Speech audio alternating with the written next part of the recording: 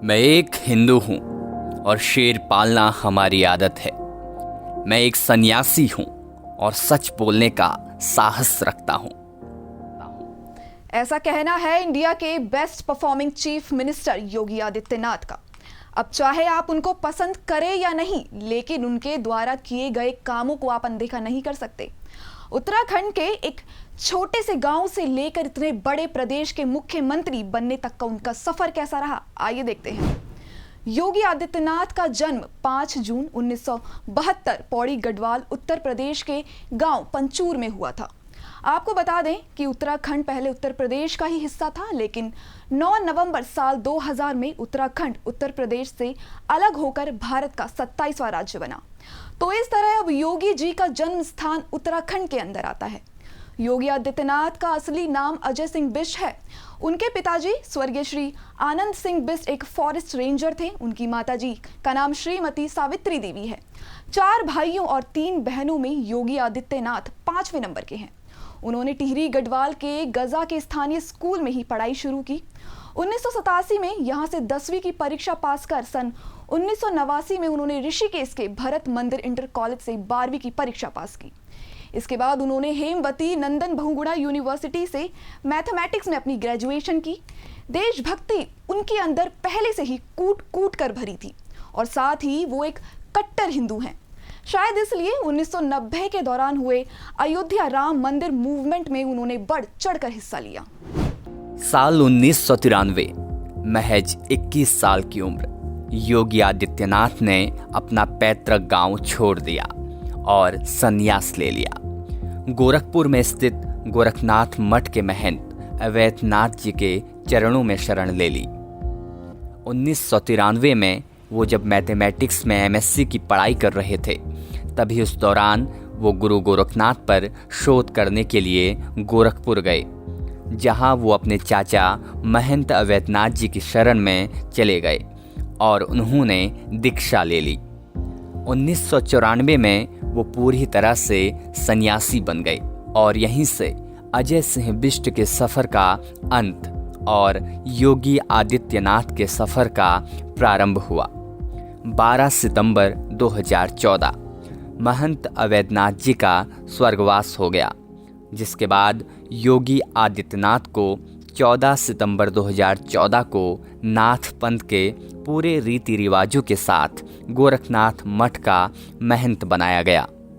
अगर बात की जाए उनके पॉलिटिकल करियर की, तो योगी आदित्यनाथ अपने कॉलेज के दिनों से ही अखिल भारतीय परिषद से जुड़ गए थे, जिसके बाद साल 1998 में गोरखपुर में उन्होंने बतौर भाजपा प्रत्याशी चुनाव लड़ा और जीत हासिल की।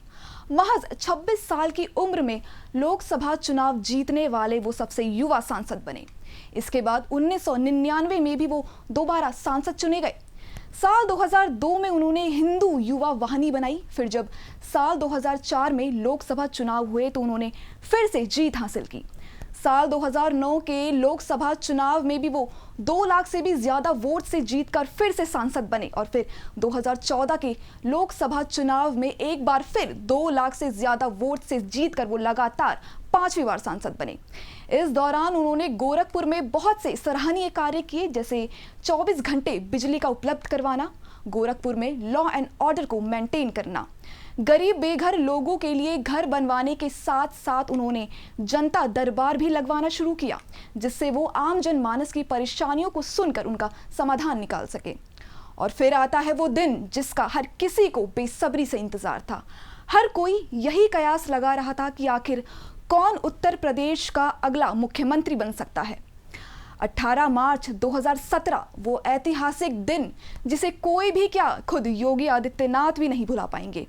योगी आदित्यनाथ के पास एक फोन कॉल जाता है, विधायक दल की मीटिंग बुलाई जाती है और अंत में क्या होता है, वो आज पूरे देश के सामने है। योगी आदित्यनाथ को उत्तर प्रदेश का मुख्यमंत्री घोषित किया जाता है और अगले ही दिन 19 मार्च 2017 को वो बतौर मुख्यमंत्री शपथ ग्रहण करते हैं। मुख्यमंत्री बनते ही उन्होंने अपना ऐसा जादू चलाया कि हर तरफ उनके चर्चे होने लगे। सबसे पहले उन्होंने छोटे बड़े किसानों का करीब 87 लाख रुपये का कर्ज माफ किया। उसके बाद मंचलों को सबक सिखाने के लिए एंटी रोमियो स्क्वाड बनाया। प्रदेश में चल रहे सभी अवैध बूचड़खानों को बंद करवाया। सरकारी दफ्तरों में तंबाकू, गुटखा और पान खाने पर बैन लगाया। इसी के साथ साथ प्रदेश के इंफ्रास्ट्रक्चर को और अच्छा बनाने के लिए जी तोड़ मेहनत की। हाल ही में कोरोना नाम की इस महामारी से पूरी दुनिया परेशान है। भारत भी इस महामारी से अछूता नहीं रहा।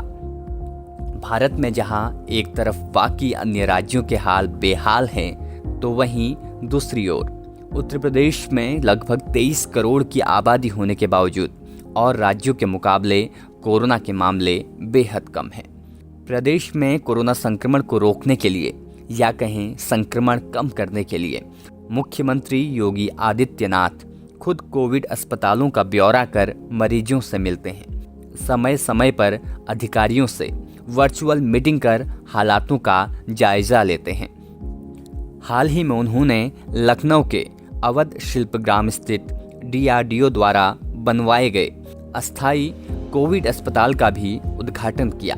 साथ ही उन्होंने असल स्थिति को जानने के लिए अलग अलग प्रयास किए और सिर्फ यही नहीं, उन्होंने खुद कंटेनमेंट जोन्स में जाकर वहां के लोगों से बात भी की।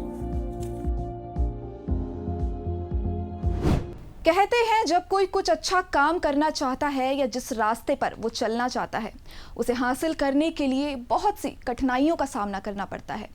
ऐसा ही योगी आदित्यनाथ के साथ भी हुआ। चाहे उनका सन्यासी जीवन हो या फिर राजनीतिक जीवन, हर पड़ाव पर उनको आलोचनाओं का सामना करना पड़ा। जब उनके माता पिता को उनके सन्यास ग्रहण करने के बारे में पता चला तो उनको एक झटका सा लगा। योगी आदित्यनाथ के सन्यास ग्रहण करने के कुछ दिनों बाद उनके माता पिता को एक अखबार के जरिए इसकी जानकारी मिली। अगले ही दिन वे दोनों गोरखपुर के लिए रवाना हो गए। वहां पहुंचने पर उन्होंने योगी आदित्यनाथ से बात कर उनको मनाने की बहुत जदोजहद की, लेकिन वो नहीं माने। उस वक्त महंत अवैधनाथ जी किसी काम से मठ से बाहर गए थे, तो योगी आदित्यनाथ ने उनसे फोन कॉल पर अपने माता पिता की बात करवाई। महंत जी के समझाने पर उनके माता पिता मान गए। कुछ महीनों बाद योगी आदित्यनाथ ने अपने घर जाकर भिक्षा ली। उनकी कठिनाइयां यहीं खत्म नहीं हुई। मुख्यमंत्री बनने के बाद उनके आलोचकों की फहरिस्त और लंबी होती चली गई। जैसे ही सबको पता चला कि योगी आदित्यनाथ उत्तर प्रदेश के अगले मुख्यमंत्री बने हैं, तो विपक्ष उनकी आलोचनाओं के पुल बांधते चले गए। उन पर आरोप लगाने लग गए कि अब उत्तर प्रदेश में गुंडा राज चलने वाला है, इनका तो क्रिमिनल रिकॉर्ड है, ये कैसे मुख्यमंत्री बन सकते हैं, ये तो एंटी मुस्लिम है और ना जाने क्या क्या। इन तमाम आरोपों के बावजूद योगी आदित्यनाथ का ध्यान अपने लक्ष्य, कथन और करनी से कभी नहीं हटा। जिस प्रदेश का मुख्यमंत्री खुद इतना मेहनती हो, जो अपने प्रदेश का उत्थान करने के लिए दिन रात एक करके बस काम करने में ही लगा हो, वो प्रदेश चाहे 23 करोड़ की आबादी वाला हो या फिर 100 करोड़ की आबादी वाला, उसका कोई बाल भी बाका नहीं कर सकता। कहते हैं एक लीडर वो होता है जो रास्ता जानता है, रास्ते पर चलता है और रास्ता दिखाता है। योगी आदित्यनाथ भी ऐसे ही लीडर्स में से हैं जो आगे बढ़ने का रास्ता जानते हैं, सुनहरे कल का रास्ता दिखाते हैं और उस सुनहरे कल की ओर कदम बढ़ाते हैं। ऐसे होनहार और मेहनती मुख्यमंत्री को JJ न्यूज़ की टीम तहे दिल से सलाम करती है।